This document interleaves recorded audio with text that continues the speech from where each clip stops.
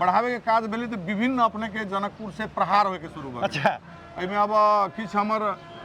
साथी सब कहे लगलै कि ई हमर है उ तोकर है एहि ढंग से बहुत भेलै भेलाके बाद बहुत सामना कैली बहुत पेपरबाजी भेलै कि मनोज चौधरी जमीन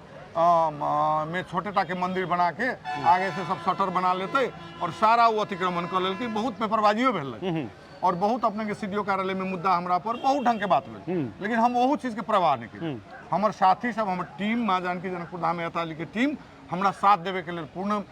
बाचा देलखिन और ओकरो प्रवाह नहीं करके ये हम अहाँ के मंदिर निर्माण करे के शुरू कैलिए विभिन्न दात्री निकाय जनकपुर धाम महानगर पालिका प्रदेश सरकार और हमर व्यवसायी विशुद्ध व्यवसायी के हम सब कहली कि नहीं पैसा अपने सबके तनी तनी में सहयोग करियो व्यवसायी और एतबे नहीं कि जे मतलब कि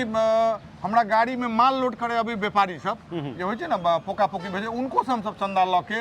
अपन घर से लगा के सारा व्यवसायी और हमर सबके विशुद्ध लगानी में माँ जानकी जनकपुर धाम यात्रा पालिका में आई भव्य मंदिर के निर्माण भेलै।